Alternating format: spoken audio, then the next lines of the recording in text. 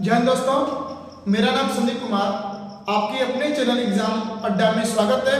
तो आज हम लोग पढ़ने आए हैं लाइव सेशन का 8th क्लास, जिसमें हम लोग लाइव सेशन में रात्रि 7 से 8 7 पार्ट तक हम लोग का लाइव सेशन समाप्त हो चुका है। तो आज हम लोग लाइव सेशन 8 में लेकर के आए हैं एल्केन, एल्कीन एवं एल्काइन का पहचान। एल्केन, एल्कीन एवं एल्काइन का पहचान। चलिए प्रारंभ करते हैं। एल्केन, एल्कीन एंड एल्काइन का पहचान। यानी आज हम लोग पढ़ने वाले हैं एल्केन, एल्कीन एवं एल्काइन का पहचान कि एल्केन, एल्कीन और एल्काइन का क्या पहचान होता है। चलिए प्रारंभ करते हैं। किसी हाइड्रोकार्बन में हाइड्रोजन परमाणु की संख्या, किसी हाइड्रोकार्बन में हाइड्रोजन परमाणु की संख्या कार्बन परमाणु की संख्या के दोगुना से दो अधिक। हाइड्रोजन परमाणु की संख्या कार्बन परमाणु की संख्या से दोगुने से दो अधिक हो, तब उसे हम लोग एल्केन कहते हैं। यदि हाइड्रोजन परमाणु की संख्या कार्बन परमाणु की संख्या के दोगुने के बराबर हो, उसे हम लोग एल्कीन कहते हैं। तथा हाइड्रोजन परमाणु की संख्या कार्बन परमाणु की संख्या के दोगुने से दो कम हो, उसे हम लोग एल्काइन कहते हैं। एक बार पूरा रिपीट कर रहे हैं। हाइड्रोजन परमाणु की संख्या कार्बन परमाणु की संख्या के दोगुने से दो अधिक हो तो एल्केन, दोगुने के बराबर हो तो एल्कीन, दोगुने से दो कम हो तो एल्काइन हो। हम लोग प्रारंभ करते हैं। तो सबसे पहले नंबर एक हम क्वेश्चन लेते हैं और क्वेश्चन से पहले नंबर यहां पर पुनः लिखते हैं एल्केन। उसके बाद हम लोग बात करेंगे एल्कीन, उसके बाद हम लोग बात करेंगे एल्काइन की बात करेंगे। एल्केन का सूत्र होता है CnH2n+2 और एल्कीन का जो सूत्र होता है CnH2n होता है। एल्काइन का जो सूत्र होता है CnH2n-2। ठीक है। अब हम लोग n का मान यदि प्रारंभ करते हैं 1 2 3 4 डॉट। यदि एल्कीन में हम बात करेंगे तो एल्कीन में हमारा हो जाएगा n का मान 2 3 4 5 डॉट। यदि हम लोग एल्काइन में बात करेंगे n का मान, तो यहाँ पर 2 3 4 5 6 डॉट। इस रूप में जब रहेगा तो एल्केन, एल्कीन और एल्काइन। तो हम क्या एग्जांपल लिए हैं, तो हम बोल रहे हैं, बार बार रिपीट कर रहे हैं कि यदि हाइड्रोजन परमाणु की संख्या कार्बन परमाणु की संख्या के दोगुने से दो अधिक होगा तो एल्केन होगा। तो पहले हम लोग एल्केन की बात करते हैं।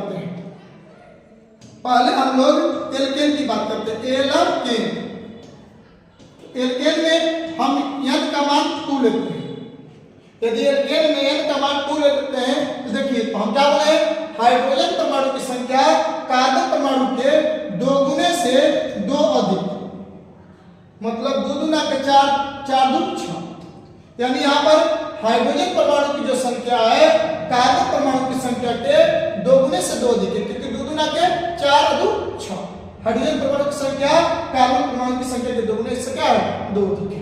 हम एग्जांपल यदि हम लेते हैं 3, तो 3 यदि हम बात करेंगे, यदि हम एग्जांपल 3 की बात करेंगे तो हाइड्रोजन की जगह तो 3 दूना के 6 दू 8, यानी 3 दूना के 6 दू 8 हो जाएगा।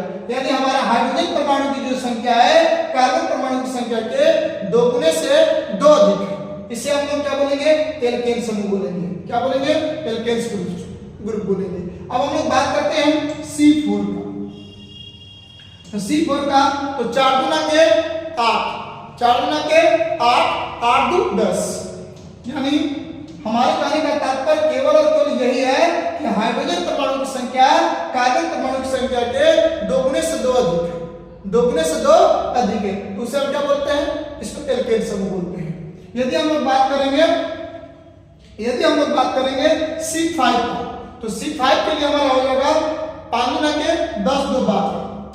यानी यहाँ पर हाइड्रोजन परमाणु की जो संख्या है कार्बन परमाणु की संख्या के दोगुना से 2 क्या है? अधिक है। तो इन सभी को हम लोग क्या बोलते हैं? एल्केन समूह बोलते हैं। क्या बोलते हैं? एल्केन समूह। एल्केन में N लगता है, एल्केन में N, तो कार्बन 2 हो गया, तो कार्बन 2 के लिए एक होता है। मैंने आपको पार्ट 2 या 3 में बतला चुके हैं कि यदि कार्बन 1 हो तो मेथ होता है, कार्बन 2 हो तो एथ होता है, कार्बन 3 हो तो प्रोप, कार्बन 4 हो तो ब्यूट, कार्बन 5 हो तो पेन, कार्बन 6 हो तो हेक्स, कार्बन 7 हो तो हेप, कार्बन 8 हो तो ओक, कार्बन 9 हो तो नॉन, कार्बन 10 हो तो डेक होता है। अनडेक टू डेक ऐसे करता है। तो यहाँ पर कार्बन 2 है तो 2 के लिए एथ में N जुड़ देंगे तो हो जाएगा एथेन। यानी ये किसका सूत्र हो गया? एथेन का। ये प्रोप है, ये हो गया प्रोप, आइए N लग जाएगा तो हो जाएगा प्रोपेन। 3 के लिए ब्यूट, 4 के लिए ब्यूट होता है, ब्यूट N लग गया तो ब्यूटेन। कार्बन 5 के लिए पेंट होता है, 5 के लिए पेंट होता है पेंट, N लग गया तो हो जाएगा पेंटेन। यानी इस तरह जाकर के हमारे एल्केन की प्राप्ति हो जाती है। चलिए हम लोग अब आगे बढ़ते हैं, आप इसको स्क्रीनशॉट कर सकते हैं।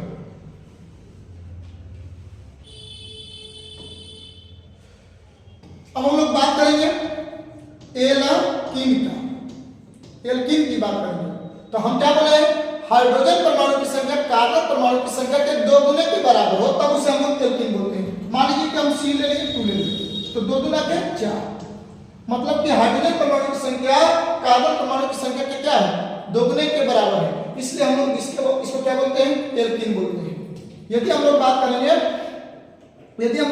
हैं C3 का, 3 गुना के 6, यानी हाइड्रोजन परमाणु की संख्या कार्बन परमाणु की संख्या के क्या है? 2 गुने के बराबर है, तो इसको हम लोग बोलते हैं एल्कीन समूह। यदि हम लोग बात करेंगे C4 का, C4 के लिए क्या हो जाएगा? 4 गुना के 8 हो जाएगा, यानी हाइड्रोजन परमाणु की संख्या कार्बन परमाणु की संख्या की क्या है? कार्बन परमाणु की संख्या की क्या है? 2 गुने के बराबर है, इसलिए बोलते हैं एल्कीन समूह। यदि हम लोग बात करते हैं C5 का, यदि हम लोग बात करते हैं C5 का, तो यहाँ पर C5 जो दिखाई दे रहा है, यहाँ पर जो C5 दे रहा है, तो यहाँ पर C5 का मतलब क्या हुआ कि 5 गुना के 10, यानी यहाँ पर हाइड्रोजन परमाणु की संख्या कार्बन परमाणु की संख्या क्या है? 2 गुने के बराबर है, इसलिए इसको क्या बोलते हैं? एल्कीन समूह बोलते हैं। क्या बोलते हैं? एल्कीन समूह। इसमें N जुड़ता है, इसमें क्या जुड़ता है? N, तो 2 कार्बन के लिए क्या हो गया? N हो गया तो एथीन हो गया, यानी ये किसका सूत्र हो गया? एथीन का। कार्बन 3 के लिए प्रोप होता है, कार्बन 3 के लिए प्रोप होता है, 3 जुड़ गया तो हो गया प्रोपीन। कार्बन 4 के लिए ब्यूट होता है, कार्बन 4 के लिए ब्यूट, 3 जुड़ गया तो हो गया ब्यूटीन।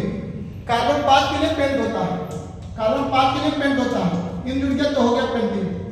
समझ में आ रहा होगा? चलिए अब आप इसको स्क्रीनशॉट कर लीजिए, क्योंकि इसको थोड़ा सा हम छोटा करेंगे।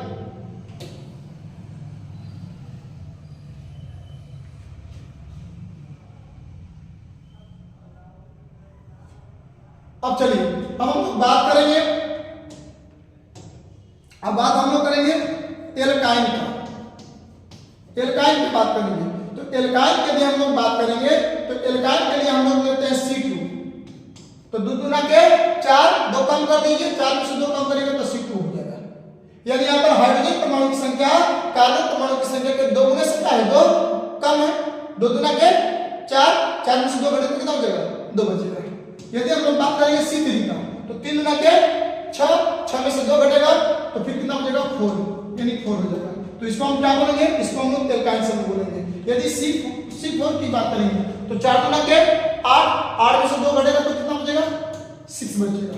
यानी हम C5 की बात करेंगे तो 5 गुना के 10, 10 में से 2 घटेगा तो 8 बचेगा। इन सभी को हम लोग क्या बोलते हैं? इन सभी को हम लोग एल्काइन समूह बोलते हैं। क्या बोलते हैं? एल्काइन समूह। इनका हम यदि आयुर्वेदिक नोमेनक्लेचर की बात करें तो कार्बन 2 है तो 2 के लिए एथ होता है। अब इसमें आयन जुड़ता है, मूल शब्द में यानी वर्ड रूट है, ये एक क्या है वर्ड रूट है, यानी एथ प्रो ब्यूट पेंट ये क्या है वर्ड रूट मतलब कि मूल शब्द है। ऐसे मूल शब्द में हम क्या जोड़ते हैं एल्कीन और आयन जोड़ते हैं। तो यहाँ पर आयन जोड़ दिए तो क्या हो गया एथाइन, यानी किसका सूत्र हो गया एथाइन का। यदि प्रोप की बात तीन के लिए प्रोप होता है, तीन के लिए प्रोप, आयन हो गया क्या जुड़ गया आयन, तो क्या हो गया प्रोपाइन। यदि हम बात करेंगे ब्यूट इसके लिए तो चार के लिए क्या होता है ब्यूट होता है, ब्यूट होता है, और इसमें क्या जुड़ जाएगा इसमें जुड़ जाएगा आयन, तो हो गया ब्यूटाइन। यदि हम बात करेंगे C5 के लिए तो क्या हो गया C5 के लिए पेंट होता है, C5 के लिए क्या होता है पेंट होता है, पेंट आयन जुड़ गया तो हो जाएगा पेंटाइन। क्या समझ में आ रहा है? इसी प्रकार हम चाहे तो किसी भी कार्बनिक यौगिक किसी भी हाइड्रोकार्बन को हम केवल फॉर्मूला से बता सकते हैं कि वह एल्केन है कि एल्कीन है कि एल्काइन है। हमें जहां तक विश्वास है कि आपको समझ में आ रहा होगा, और हम लोग अब समझने जा रहे हैं कि कौन सा कितना कार्बन की संख्या रहेगा तो हमारा सॉलिड लिक्विड और गैस होगा। तो चलिए इसको आप लोग स्क्रीनशॉट कर लीजिए। यदि वीडियो आपको एकदम क्लियर समझ में आ रहा है, यदि क्लियर समझ में आ रहा है तो क्लियर समझ में आ रहा है तो चैनल को सब्सक्राइब कर बेल आइकन घंटी को दबाएं और साथ में अपने दोस्त मित्र को भी शेयर करें। बोले कि संदीप सर का पढ़ाने का केमिस्ट्री यही अंदाज है कि कोई बच्चा हो पढ़ने में कितना से भी कितना का कमजोर हो उसे केमिस्ट्री बहुत ही सरल विधि से समझाते हैं। ये आपको ऑर्गेनिक पार्ट का है, या आप फिजिकल पढ़िए, इनऑर्गेनिक पढ़िए या ऑर्गेनिक पढ़िए, बिल्कुल इसी अंदाज में पढ़ाते हैं। तो चलिए हम लोग अभी थोड़ा सा समझ लेते हैं कि कैसे जानेंगे कि कौन सा तत्व कौन सा कंपाउंड गैस है, कौन सा कंपाउंड सॉलिड है, कौन सा कंपाउंड लिक्विड है। ठीक है, प्रारंभ करते हैं। आप इसको स्क्रीनशॉट कर लीजिए, आप इसको स्क्रीनशॉट कर लीजिए।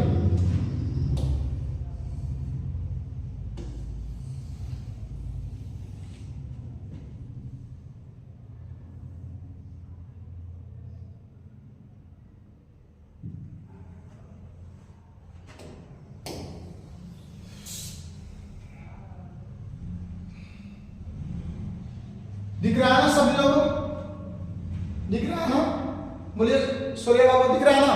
तो अब हम लोग बात करते हैं कि कैसे पहचान करेंगे कि कौन सा कंपाउंड्स गैस है, कौन सा कंपाउंड्स लिक्विड है और कौन सा कंपाउंड्स सॉलिड है। तो देखिए यदि कार्बन की संख्या 1 से 4 तक, वह एल्केन हो, एल्कीन हो, एल्काइन हो, उससे कोई फर्क नहीं पड़ता है। यदि कार्बन की संख्या अधिकांश यौगिकों के लिए लागू होता है, अपवाद को छोड़कर।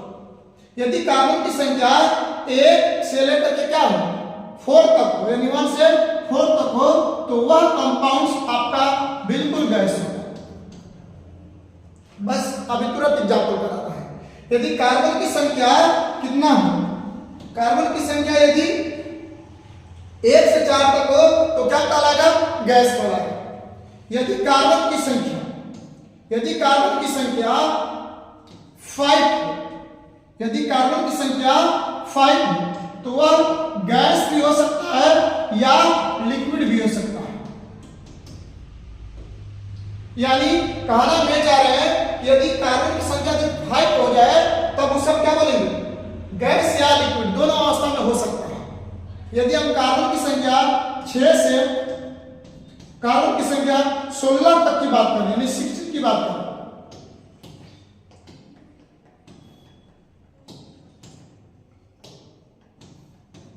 तब बिल्कुल लिक्विड होगा। यानी हमारे कहने का तात्पर्य केवल और केवल यह है कि यदि कार्बन की संख्या 6 से लेकर के 16 तक हो तब उसे हम क्या बोलेंगे लिक्विड बोलेंगे। यदि कार्बन की संख्या 17 या उससे ऊपर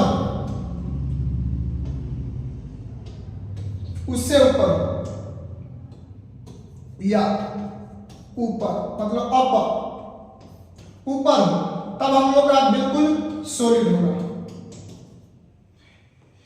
यह तरीका क्या एल्केन हो, क्या एल्कीन हो, क्या एल्काइन हो, सबके लिए लागू होता है। एक बार पुनः रिपीट कर रहे हैं। यदि कार्बन की संख्या 1 से 4 तक हो तो वो गैस होगा, यदि कार्बन की संख्या 5 हो तो वह गैस या लिक्विड होगा, यदि कार्बन की संख्या 6 से 16 तक हो तो लिक्विड होगा, यदि कार्बन की संख्या 17 या ऊपर हो तो वो क्या होगा, सॉलिड होगा। ठीक है, तो हम लोग प्रारंभ करते हैं, तो ऐसे समझते हैं, इसको भी और विधि पूर्वक समझा रहे हैं, क्योंकि देखिए केमिस्ट्री सीखने का चीज है, केमिस्ट्री सीखने का चीज है, यदि जितने ज्यादा सीखिएगा उतने ज्यादा आपको आनंद आएगा। यदि मान लीजिए कि कार्बन की संख्या 1 हो, यानी CH4 की बात करें तो ये मीथेन होता है, CH4 को मीथेन बोलते हैं, तो इसमें कार्बन क्या है, 1 है, तो ये बिना सोचे समझे बता देना है कि क्या होगा, ये गैस होगा। यदि कार्बन की संख्या C2 दुगना के जादू 6 हो तो बिना सोचे समझे बोल देना कि क्या है, गैस है। यदि कार्बन की संख्या C2H2 हो तो बिना सोचे समझे क्या बोल देना है, गैस है। यदि कार्बन की संख्या C2H4 हो तो भी बोल देना कि क्या है, गैस है।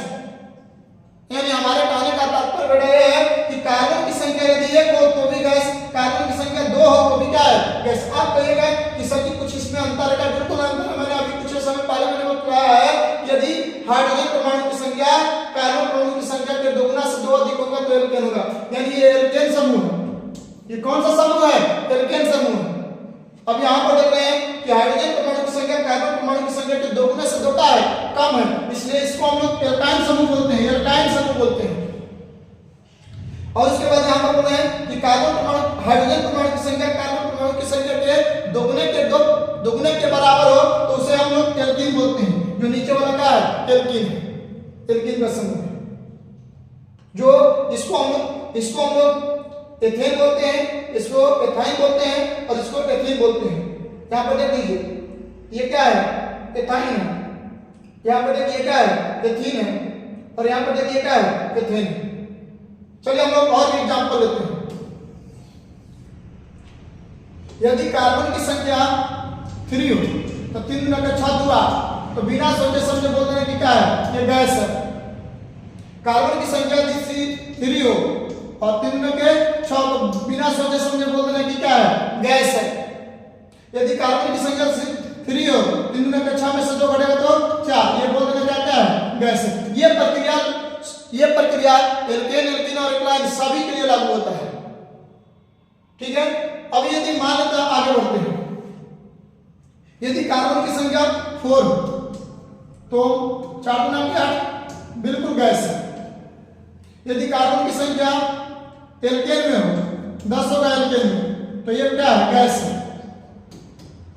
यदि कार्बन की संख्या एल्काइन की बात करें तो 4 गुना के 8 2 घटेगा तो 6, यानी ये क्या आ जाएगा, गैस हो जाएगा। यानी हम यहाँ पर हाइड्रोजन की बात नहीं करते, हम किसकी बात करते हैं, हम बात करते हैं केवल और केवल कार्बन की। ठीक है, कार्बन को हम देखेंगे। अब हम लोग एग्जांपल की बात करेंगे। मान लीजिए कि यदि हम कार्बन की संख्या कितना लेते हैं, 7 ले लेते हैं, तो 7 गुना के 14 कि क्या हो गया, कि गैस नहीं, सॉरी, लिक्विड हो गया। ये क्या हो गया बेटा, लिक्विड हो गया, ये लिक्विड हो गया, लिक्विड। क्योंकि देखिए यहाँ पर कार्बन की संख्या कितनी आ गया, 7 आ गया, और 6 और 16 के बीच में होता है तो क्या होता है, लिक्विड होता है। 6 से 16 के बीच में होता है, क्या होता है, लिक्विड होता है। समझ में आ रहा है बाबू? चलिए अब हम बात करते हैं C7 और H16 की बात करें। 7 गुना के 14 तो 16 एल्केन में हो गया, तो ये क्या है, ये आपका लिक्विड है। यदि हम लोग बात करते हैं एल्काइन में C7H12, तो आपको क्या आ जाएगा, ये आपका बिल्कुल लिक्विड हो जाएगा, क्योंकि 16 से 6 के बीच में है, तो इस पीरियड में क्या होगा, लिक्विड होगा। चलिए हम लोग आगे बढ़ते हैं। यदि हम लोग कार्बन की संख्या 10 ले लेते हैं, कार्बन की संख्या 10 ले लेते हैं, तो कार्बन की संख्या तो 10 गुना के 20 22 हो जाएगा। तो देखिए ये 16 और 6 के बीच में है, इसलिए इसको क्या बोलते हैं, लिक्विड बोलते हैं। क्या बोलते हैं, लिक्विड बोलते हैं। यदि C10H20 करेंगे तो भी क्या आ जाएगा, लिक्विड ही हो गया। यदि C10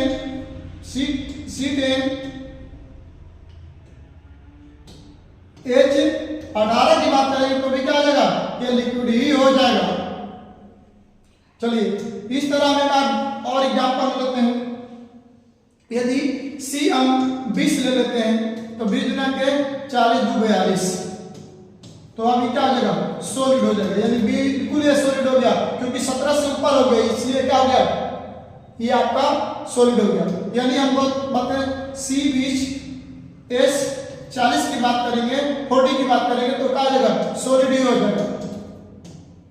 यदि C 20 S 38 की बात करेंगे तो भी क्या हो जाएगा, लिक्विड सॉलिड ही हो जाएगा, सॉलिड ही हो जाएगा, सॉलिड ही है क्या।